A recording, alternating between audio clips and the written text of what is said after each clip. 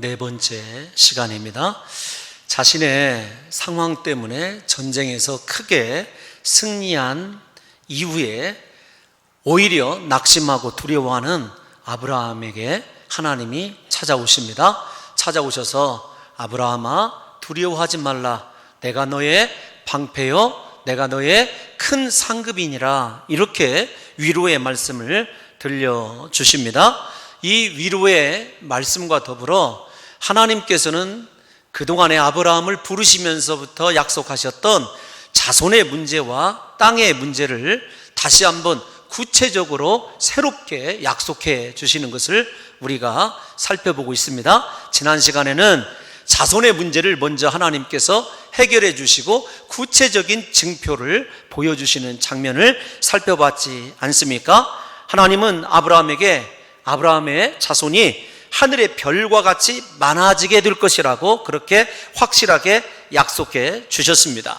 현실적으로 불가능한 일이었지만 아브라함은 하나님이 약속하신 그 말씀을 그대로 믿었습니다. 그리고 그 믿음을 보시고 하나님은 아브라함을 의롭다라고 인정해 주셨습니다. 그의 믿음대로 하나님께서 나중에 그의 후손들이 정말로 하늘의 별들과 같이 많아지게 하셨다는 것을 우리가 잘 알고 있습니다. 아브라함이 믿음으로 의롭다 하는 과정을 살펴보게 되면 진정한 믿음이 무엇인지를 우리가 알 수가 있습니다. 아브라함의 경우를 통해서 진정한 믿음으로 가는 길을 확인해 보면 진정한 믿음이란 내 안에 있는 엘리에셀을 버리는 것입니다. 아브라함은 하나님께 나는 무자하오니, 옛날 성경에 자식이 없사오니 내 집에 있는 다메섹 사람 엘리에셀이 내 상속자가 될 것입니다. 하나님께 공식적으로 자신의 계획을, 자신의 의도를 드러내지 않습니까?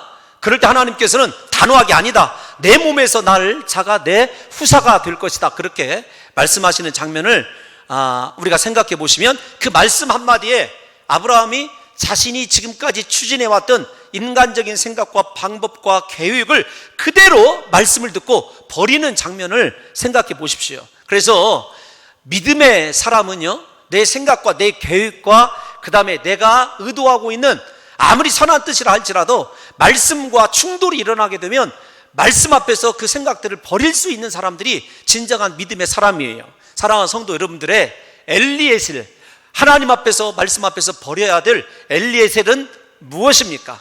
혹시 그것이 돈이라 할지라도, 또 사람이라 할지라도, 환경이라 할지라도 이 시간에 하나님의 말씀과 맞지 않는다고 한다면, 내려놓으시게 되면 오히려 하나님의 말씀이 엘리에셀 정도가 아니라 하나님이 원하시는 최고의 축복으로 우리에게 채워주시는 귀한 역사가 일어나게 될 줄로 믿습니다. 그래서 신앙은 버림에서부터 출발하는 것 같아요. 아브라함 본토 친척 아비집을 떠났지 않습니까? 예수님의 제자들 자기 자신들의 배와 그물과 그 다음에 아버지와 싹군까지 버리고 예수 그리스도를 따랐습니다. 그 결과 그들이 전혀 상상도 하지 못할 하늘의 위대한 것들로 심령 속에 채움받고 그들의 인생이 하나님에게 너무도 귀하게 사용받았다는 것을 저와 여러분들이 잘 알고 있지 않습니까? 오늘 이 시간에 아브라함 얘기 새로운 이 본문으로 넘어가기 전에 사랑하는 성도 여러분들과 제가 지금까지 의지하고 있는 나만의 알고 있는 그 은밀한 계획들 다 포기하고 내려놓으시기를 예수님의 이름으로 축원합니다. 이제 이렇게 믿음의 사람으로 인정받은 아브라함에게 하나님께서 이번에는 땅의 문제를 가지고 대화를 시도하시는 장면을 우리가 살펴보게 됩니다. 7절을 보면 이렇게 말씀하시죠.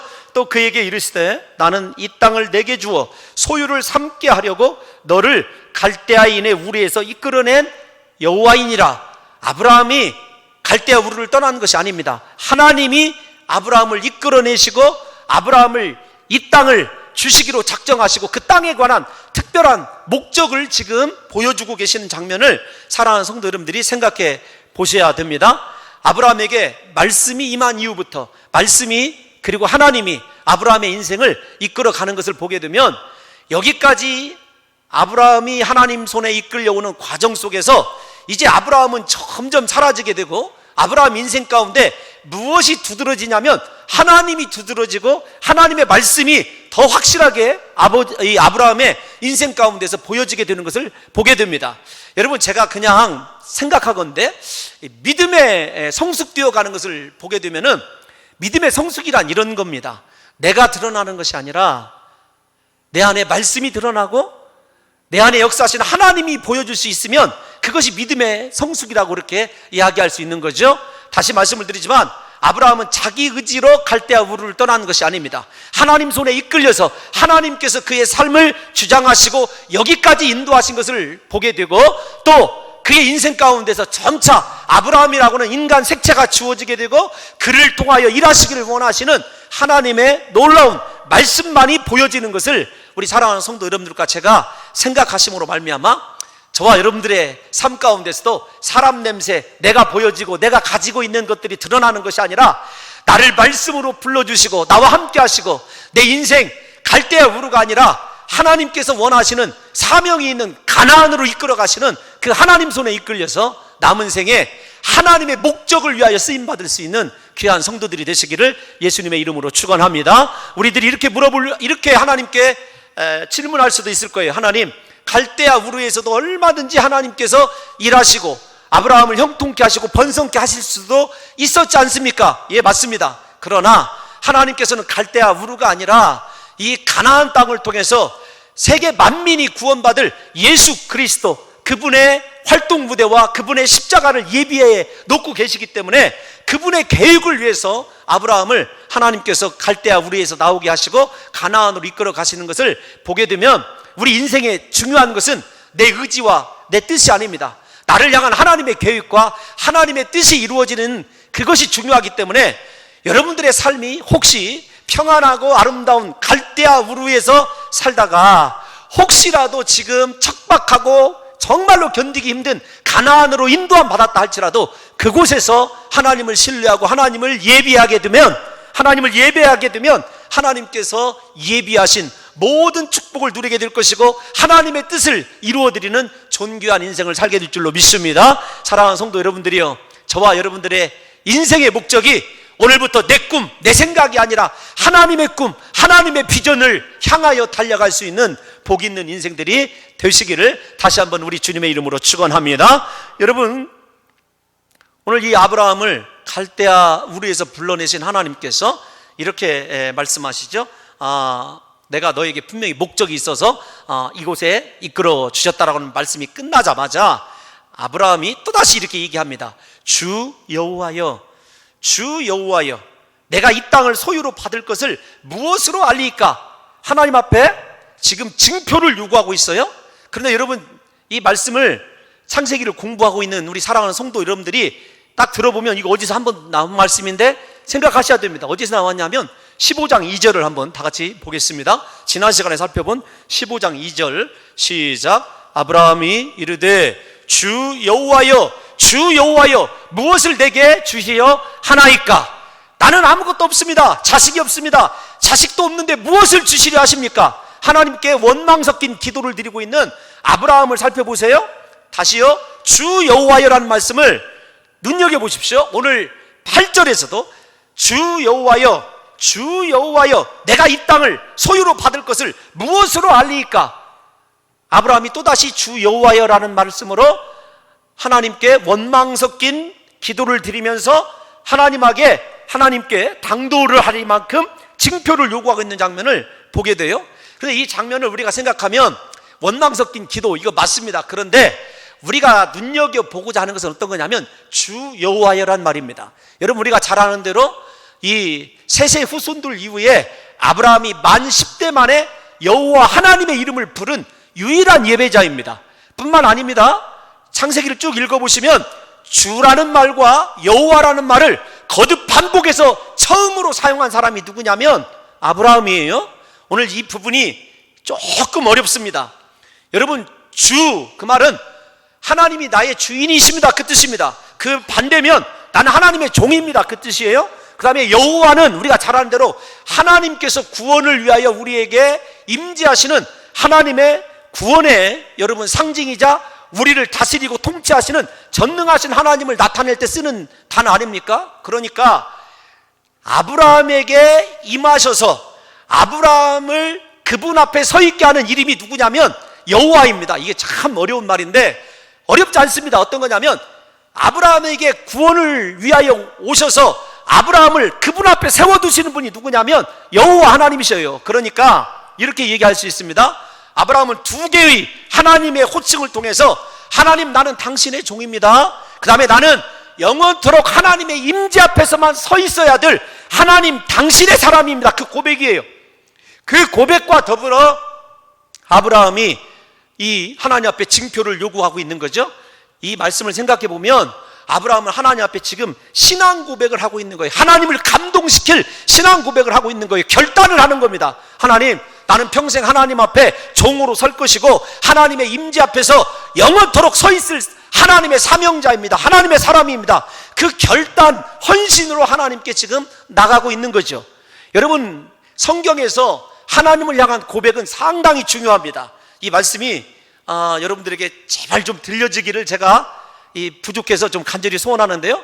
예수님을 생각해 보십시오. 예수님이 듣고 싶어 하는 것은 내가 너희에게 누구냐라고 하는 관계를 인정하는 고백이에요. 그래서 마태복음 16장에서도 예수님께서 베드로에게 너희는 나를 누구라 하느냐 이런 말씀을 물어보지 않습니까? 너희는 나를 누구라 하느냐 그랬을 때 베드로가 주는 그리스도시요 살아계신 하나님의 아들이시니이다 이렇게 고백을 해요.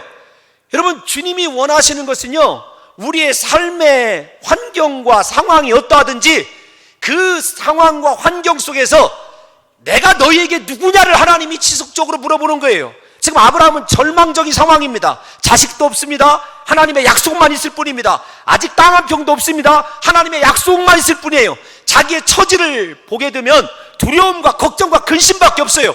그 속에서, 그 두려움 속에서 나는 너에게 무엇이냐를 하나님께서 묻고 계신 것이고, 아브라함은 하나님은 나의 주인이시고 나의 주님이시고 나의 구주가 되실 뿐만 아니라 하나님은 나를 다스리시는 구원자가 되신다고 하는 하나님과의 관계를 아브라함이 먼저 설정하는 것을 보게 돼요. 우리 사랑하는 성도 여러분들과 저도 신앙생활할 때 하나님이 가장 원하시는 것은 관계입니다. 하나님과 우리 사이의 관계가 어떤 관계냐? 여러분들이 가정에서 고난을 받고 직장에서 어려움 당하고 있는 그 순간에도 나의 구주 되시고 나의 주인 되시며 내 앞에 언제나 임재해 계실 하나님이 보이게 된다고 한다면 그 사람이 하나님과의 관계에 성공하고 있고 하나님을 믿음으로 감동시킬 수 있는 사람이라는 거죠. 여러분, 어려움을 만나게 되었을 때, 환난을 당하게 되었을 때 주님이 예수 그리스도가 내 구주로 여전히 믿어지게 되고 이 삶을 해결해 주실 분이 하나님이라는 믿음의 고백이 여전히 나오고 있다고 한다면 그 사람이 바로 아브라함과 같은 믿음의 사람이라는 거죠. 그 고백을 동반하고 하나님, 내가 이렇게 살겠습니다. 그 다음에 아브라함이 물어보는 거예요. 하나님, 그러면 나에게 어떤 증표를 주시겠습니까? 그 뜻이거든요. 우리는 거꾸로입니다. 하나님, 내 문제를 해결해 주시고 내 삶을 해결할 수 있는 증표가 보여지게 되면 하나님이 내 하나님이 될 것이고 하나님이 나의 주님이 될 것입니다. 여러분, 지금 바꿔야 돼요. 어떤 상황, 어떤 고난, 어떤 문제 가운데서도 하나님만이 인생의 우선순위에 오고 그분이 여전히 내 주인이시고 그분이 내 삶을 다스리시고 통치하실 여호와 하나님이신 그 믿음이 있다고 한다면 그 사람에게 하나님께서는요, 참으로 기가 막힌 새로운 계약관계, 언약관계로 돌입하시는 축복을 허락하신다는 거예요. 오늘 그 장면을 저와 여러분들이 살펴보게 되는 것입니다. 사랑하는 성도 여러분들이요, 오늘 하나님께서는 특별한 고백이 있는 아브라함에게 고대 근동에서 왕과 신하가 맺는 언약의 죽음의 언약인 죽음의 저주의 언약을 통해서 확실하고 분명하게 그 땅이 아브라함의 소유가 될 것을 약속해 주셨습니다. 여러분, 이 지금부터 또 조금 어려워지는데 오늘 이 아브라함에게 하나님께서 3년 된 이 발음이 이게 굉장히 좀 어려워요.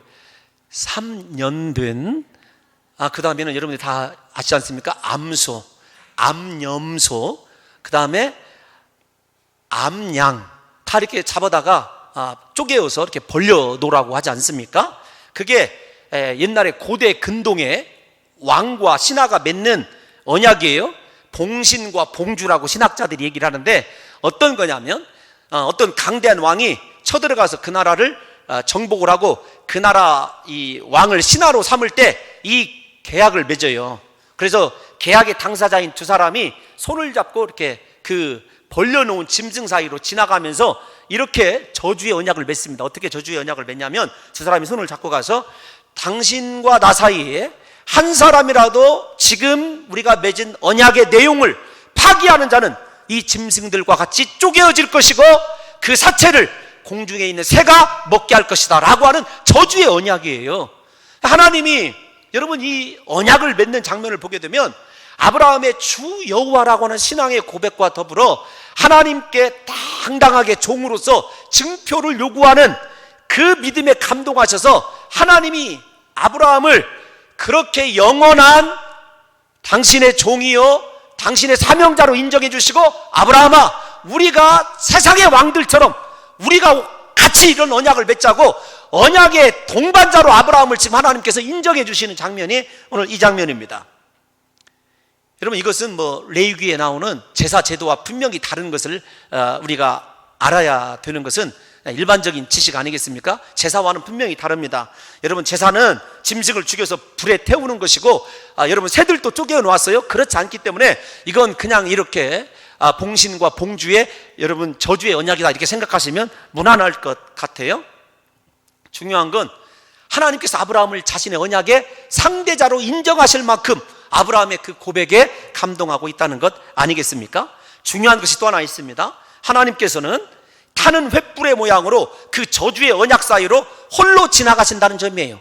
아브라함을 같이 가자고 아니하시고 자신 홀로 가십니다. 오늘 그 홀로 가시기 전에 하나님이 아브라함에게 축복의 말씀을 세 가지를 주셔요. 그걸 보게 되면 이렇게 얘기할 수 있습니다. 하나님은 아브라함에게 축복을 주시고, 아브라함이 만약에 약속을 파기한다 할지라도 그 모든 저주는 누가 당하시기로 작정하셨냐면 하나님이 당하시기로 작정하신 거예요. 하나님은 아브라함에게 축복을 주셨듯이 사랑하는 성도 여러분과 저에게 좋은 것으로 날마다 축복해 주실 줄로 믿습니다. 우리의 비록 실수와 허물에 의한 죄라 할지라도 그 죄와 모든 죄값은 주님께서 십자가에서 이미 다 지불하신 줄로 믿습니다.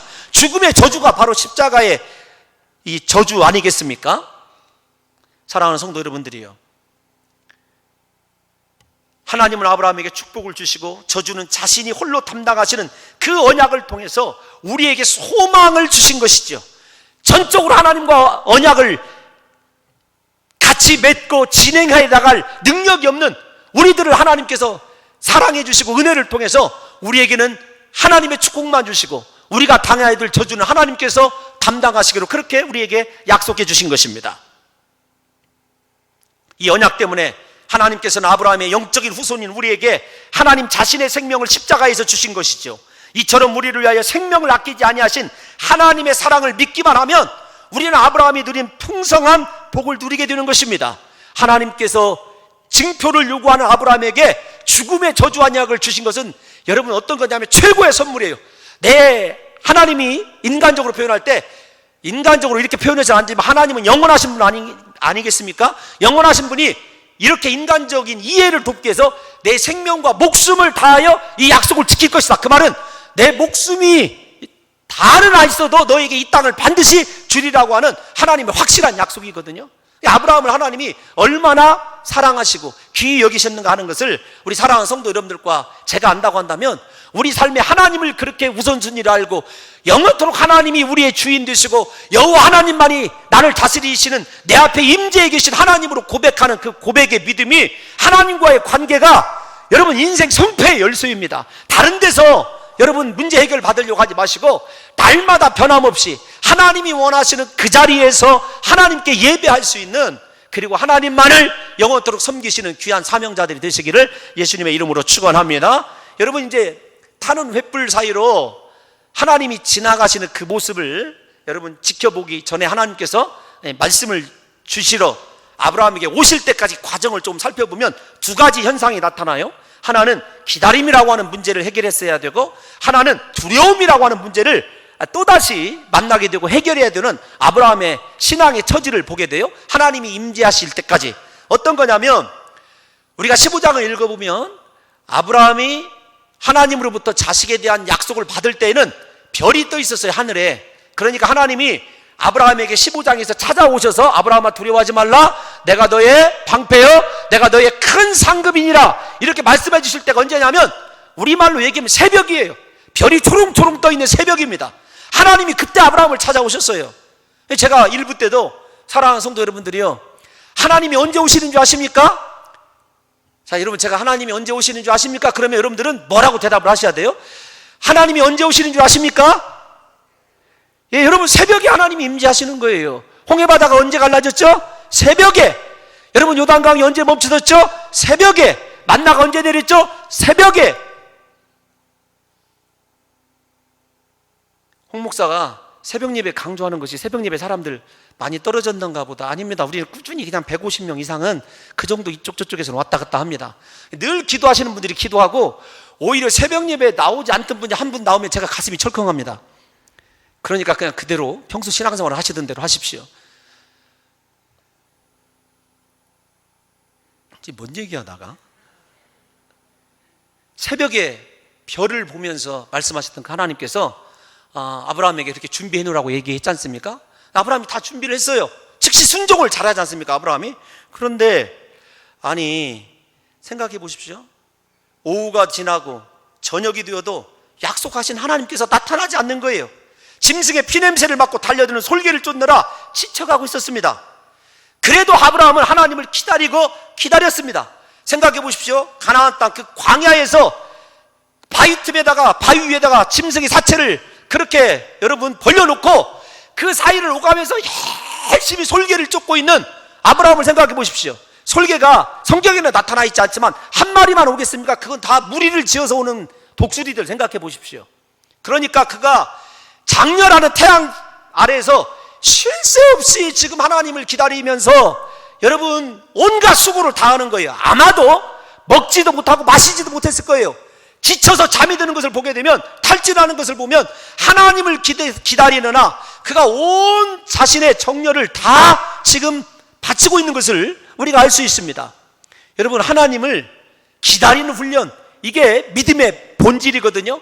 아브라함이 이 훈련을 잘 기억했다고 한다면 우리가 다음 시간에 살펴볼 16장에서 하갈과 그 어리석은 인간의 계획을 실현하는 일이 없었을 텐데 하나님이 왜 기다리게 하셨는지를 아브라함이 몰랐던 거죠. 이때는 그래도 아브라함이 하나님을 끝까지 기다립니다. 사랑하는 성도 여러분들이요, 하나님이 아침에 말씀하셨어도 그 말씀이 이루어질 때는요, 아브라함이 다 지쳐서 모든 것을 포기하고 이제 다 아브라함의 힘이 빠지고 진이 빠질 때 하나님께서 임재하신 것을 보십시오. 우리에게 때로는요, 하나님을 원망하고 하나님 왜 이제까지도 오시지 않습니까? 그런 이 신앙의 잘못된 습관들이 있는데, 사실은 하나님이 우리 아브라함처럼 우리의 힘이 빠지기를 기다리고 있는지도 몰라요. 내 생각 다 내려놓고 하나님만 사모하고 하나님이 오셔야만이 이 문제를 해결할 수 있다고 하는 확실한 믿음을 점검해 보실 때까지 하나님께서 아브라함을 기다리게 하신 거죠. 믿음이 없는 사람은요, 기다리질 못합니다. 믿음은 하나님의 때까지 묵묵히 참고 기다리는 것이 믿음의 본질 아니겠습니까?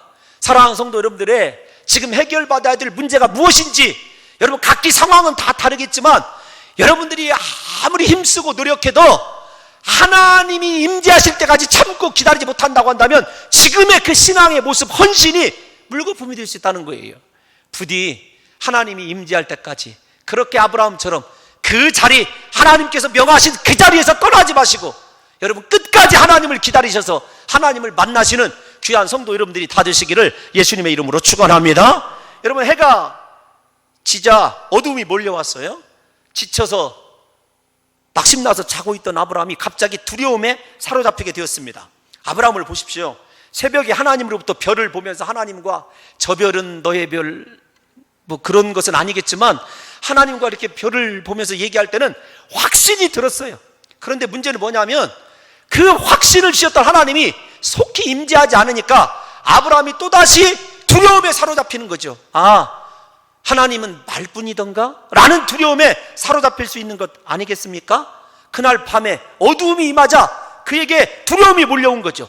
아침이 태양이 떠오르는 그 시간에는 그가 얼마나 영적으로 확신에 차 있고 즐거웠는지 모릅니다.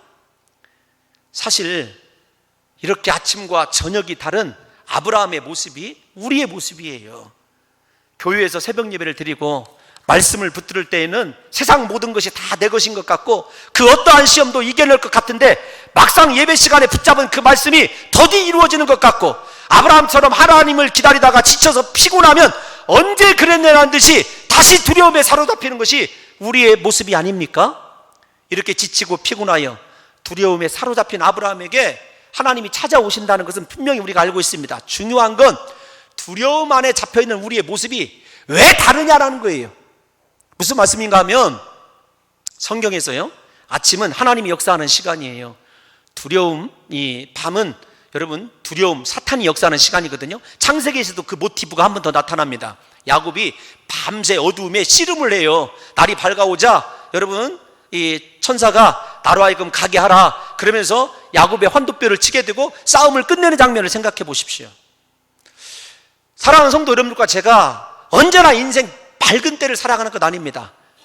우리가 말씀의 빛 아래서 그 말씀이 비춰주는 빛이 나에게 임한 축복임을 믿으면 어둠이 와도 그 말씀의 빛이 그 어둠을 비춰내거든요. 그런데 내 안에 있는 말씀의 빛이 희미해지고 그 말씀을 신뢰하는 믿음이 약해지면은요, 우리 안에 육적인 어둠이 영적인 어둠까지 여러분 미치게 되는 것을 보게 되죠. 부디 사랑하는 성도 여러분들과 제가 아브라함에게 다시요, 아브라함아 두려워하지 말라고 했던 하나님의 그 말씀이 여러분 확실하게 끝까지 여러분 우리 속에 새겨져 있음으로 말미암아 나의 방패이시고 나의 큰 상급이신 하나님이 반드시 나를 지키시고 나에게 상급으로 오신다고 하는 믿음을 통해서 모든 어두움들을 몰아내시고 말씀의 빛을 날마다 확실하게 비춰가시는 귀한 성도들이 되시기를 예수님의 이름으로 축원합니다. 한 가지 더 살펴봐야 될 말씀이 있어요. 뭐냐면 해질 때에 아브라함에게 깊은 잠이 임하고 큰 흑암과 두려움이 임하였다. 여러분, 큰 흑암, 기쁨, 이런 단어가 어디에 나왔던 단어죠? 바로 창조 전에 나왔던 지구의, 창조 전에 나왔던 모든 우주의 상태를 말할 때 흑암이 기쁨 위에 있고 하나님의 신은 수면 위에 운행하시더라. 창조 전 상태예요. 그러니까 아브라함의 영적인 상태가 어떤 상태냐면 깊은 잠에 빠져있는 상태요, 두려움에 빠져있는 혼돈한 상태예요. 그것을 바꿀 수 있는 것은 신비한 은사가 아닙니다. 눈에 보이는 기이한 이적이 아니에요. 하나님의 말씀입니다. 여러분 인생에 찾아온 깊은 잠, 깊은 수렁, 여러분 우리 삶을 에워싸고 있는 어두움을 물리쳐내는 것은요, 초자연적인 역사가 아니라 하나님의 말씀이에요. 하나님은 그 우주의 혼돈함을 말씀으로 깨뜨리시고 빛을 창조하셨어요. 사랑하는 성도 여러분과 제가 이 시간에 분명히 아셔야 될 것이 있습니다. 아브라함의 영적인 깊은 잠과 그의 깊은 육적인 수렁에서 이끌어내시는 데는 하나님의 말씀의 재창조의 역사가 필요한 거죠.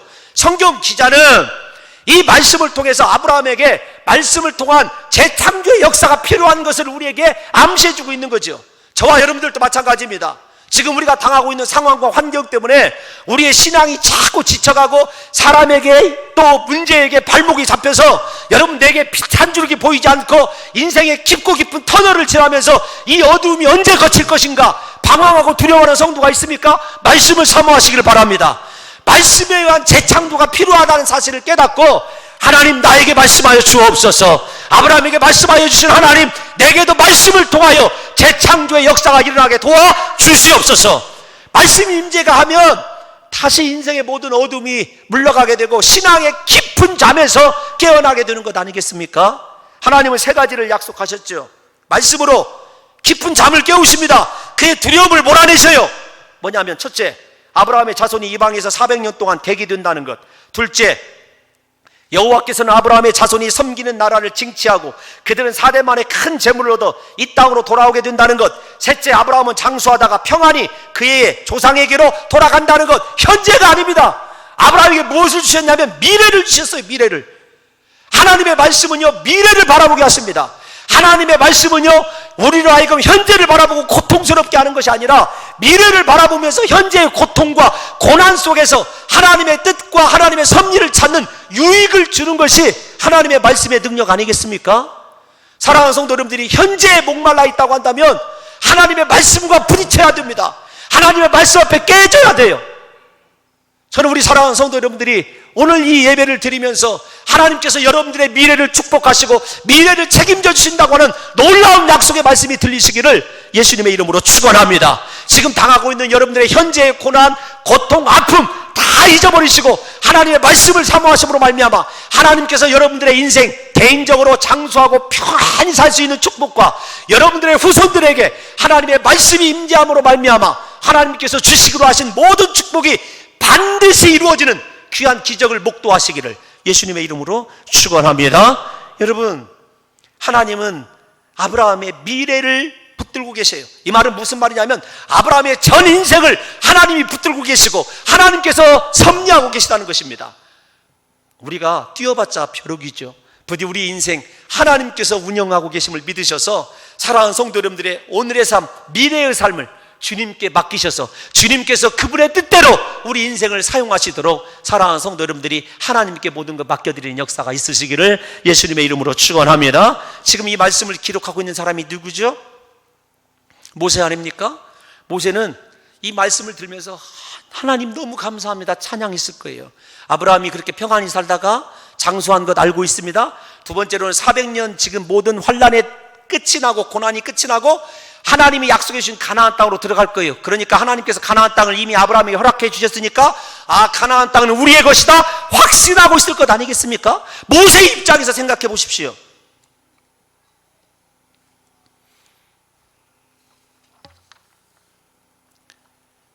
하나님의 약속대로 반드시 가나안은 그들의 것이 될 것이라고 하는 확신이 여러분 모세에게도 있는 것 아니겠습니까? 여러분 이스라엘 백성들의 입장에서 생각해 보십시오. 하나님께서 이 말씀을 통해서 자기들을 응원하고 계시는데 사랑하는 아이들아, 너희가 그 약속의 사람들이다. 너희에게 가나안이 주어졌다. 너희에게는 아브라함에게 주어진 모든 축복이 실현될 것이다. 그런데 광야를 여행하고 있는 이스라엘 백성들 가운데 단 두 사람만이 그 축복을 누렸다는 것이 아이러니 아니겠습니까? 여호수아와 칼렙. 이스라엘 백성들 입장에서는요, 자신들이 왜 400년 동안 고난을 당해야 했는지, 왜 광야에서 이렇게 그 10분의 1인 40년을 또 여러분 11조로 고생을 해야 되는지 몰랐을 것입니다. 그러나 하나님은 그들의 고난을 이미 아브라함 때부터 예비하신 것이에요. 그 고난을 통하여 하나님을 예배하는 백성으로 사는 것이 얼마나 중요한지 두 가지예요. 하나님께서 예배하는 자를 얼마나 원하시는지와 두 번째는 죄를 얼마나 미워하는지를 두 가지가 동시에 나타납니다. 오늘 본문에 보면 아모리족 속에 죄악이 아직 가득 차야 있지 않기 때문에 400년이 필요하다는 것을 하나님께서 계산해 주셨지 않습니까? 그러니까 400년 동안 고난은 하나님의 때를 위한 이스라엘 백성들의 훈련 기간이었던 거죠. 이스라엘 백성들이 400년 동안 애굽에 있어야 했던 것은 하나님이 주시기로 약속하신 가나안 땅의 죄악이 아직 관영하지 않았기 때문에 그렇습니다. 하나님은 모세를 통하여 이스라엘 광야교회의 이 사실을 분명히 제시하면서 이해되지 않아도 오직 하나님이 말씀하신 대로 순종하며 전진하기를 소망하신 것입니다. 우리도 마찬가지 아닙니까? 우리 문제가 그렇게 기도하고 매달려도 해결되지 않고 10년, 20년 흘러가고 있는지 분명히 하나님께서 내게 약속의 말씀을 주셨는데도 불구하고 그 실제적인 응답이 지연되고 있는 이유를 우리가 알지 못하고 때로는 의심이 든다고 의심이 든다 할지라도 여러분 두려워하거나 원망하거나 낙심하지 말아야 됩니다. 모든 일이 하나님의 계획 안에 있는 줄로 믿습니다. 여러분들이 당하고 있는 고난, 고통 하나님의 계획 아래 있는 줄로 믿습니다. 그 고난은요 하나님의 때를 위한 거예요. 부디 하나님의 뜻이 이루어지도록 고난 가운데서도 분명히 하나님께서 이스라엘 백성들에게 모세에게 보여주고 있는 이 말씀처럼 그 고난의 이유가 분명히 보여지는 귀한 한 주가 되시기를 예수님의 이름으로 축원합니다. 우리가 잘 아는 대로요 하나님은 이유 없는 고난을 우리에게 허락하시지 않아요. 사랑하는 성도 여러분들이 여러분들의 고난에는 반드시 하나님의 뜻이 있습니다. 그 뜻이 이루어지기를 속히 이루어지기를 기도하심으로 말미암아 그 고난을 통해서 사랑하는 성도 여러분들이 죄를 미워하고 하나님 앞에 온전한 거룩한 예배자로 서시는 축복이 임재하시기를 예수님의 이름으로 축원합니다. 여러분 이제 조금만 더 하면 다 와 있습니다. 하나님은 아브라함과 더불어 애굽 땅에서부터 그 큰 강 유브라 때까지 그 자손에게 주시기로 약속하셨습니다. 신학자들마다 다릅니다. 하나님께서 축복의 한계를 정해주셨다는 말이 있습니다. 여러분 그런 설도 맞습니다. 그런데 생각해 보십시오. 애굽 땅에서부터 그 큰 강 유브라데 무엇을 상징하는지 생각해 보십시오. 애굽은 아브라함이 수치를 당했던 곳입니다. 지금 자신의 후손들이 하나님께서 그곳에서 400년 동안 여러분 고난을 받아야 될 땅이 어디냐면 애굽이에요. 그 큰 강 유브라데는 어디에 흐르는 강이었죠? 에덴 동산에 흐르던 강입니다. 고난에서부터 축복까지 누가 다 주관하고 계시냐면 하나님이 주관하고 계시고, 그 고난을 마지막 축복으로 바꿔주실 분이 하나님이라고 하는 사실을 아브라함에게 보여주고 있는 것 아니겠습니까? 사랑하는 성도 여러분들이요, 고난이 시작이 있으면 그 고난이 축복으로 변하는, 애굽 땅에서부터 그 큰 강 유브라데까지 이르는 고난을 통한 하나님의 축복이 반드시 여러분들에게도 이루어지는 줄 믿으시고, 하나님의 아브라함을 부르신 목적은요, 에덴 동산의 회복이에요. 저주받은 애굽 땅에서부터 온 유브라데까지 하나님 나라가 이루어지는 것이 아브라함을 향한 하나님의 계획이고 목적인 것입니다. 이 약속대로 잃어버린 에덴 동산이 회복이 되고 아브라함의 후손인 예수 그리스도에 의하여 영원한 무궁한 하나님의 나라가 이루어질 것입니다. 이것이 아브라함을 갈대아 우르에서 불러내신 하나님의 목적입니다. 세상적이고 물질적인 복을 위하여 부르신 것이 아니라 영원한 하나님 나라의 회복을 위하여 아브라함을 택하시고 부르신 것입니다. 이제 아브라함은 마음의 눈을 열어 앞서서 언약하신 대로 이루실 하나님만 바라보고 하나님이 인도하시는 대로 따라가기만 하면 되는 것입니다. 사랑하는 성도 여러분들이요, 우리를 부르신 것도 마찬가지입니다. 세상에서 잘 먹고 출세하고 성공하라고 부른 것이 아니라 하나님이 다스리는 그 나라의 회복을 위하여 십자가의 희생을 통하여 우리를 지명하여 부르시고 구속하신 것입니다. 우리는 우리를 구속하신 예수님을 바라보고 예수님이 걸어가신 그 길을 믿음으로 따라가기만 하면 되는 것입니다. 시선을 세상에서 여러분 돌이켜서 우리에게 특별한 목적을 가지고 계신 하나님을 바라보게 될 때에 우리의 삶이 애굽에서부터 그 큰 유브라데까지 하나님의 나라를 회복시키는 위대한 인생으로 사용받게 되는 것 아니겠습니까? 사도 바울은 에베소 교인들에게 하나님의 부르심을 다음과 같이 말씀하고 있습니다. 에베소서 1장 18절에서 19절 한번 다 같이 읽어볼까요? 시작. 너희 마음의 눈을 밝히사 그의 부르심의 소망이 무엇이며 성도 안에서 그 기업의 영광의 풍성함이 무엇이며, 19절이요, 그의 힘의 위력으로 역사하심을 따라 믿는 우리에게 베푸신 능력의 지극히 크심이 어떠한 것을 너희로 알게 하시기를 구하노라. 할렐루야. 여러분, 마음의 눈이 열어지셔야 돼요. 그래야 나를 부르신 소망이 얼마나 위대하고 크고 영광스럽고 풍요로운 것인지를 알 수 있는 것 아니겠습니까? 하나님은 아브라함의 눈을 떠서 애굽 땅에서부터 그 큰 강 유브라데까지 바라보게 하셨어요. 그곳에서 하나님의 부르신 소명을 확실하게 능력과 영광으로 보여주신 것이죠.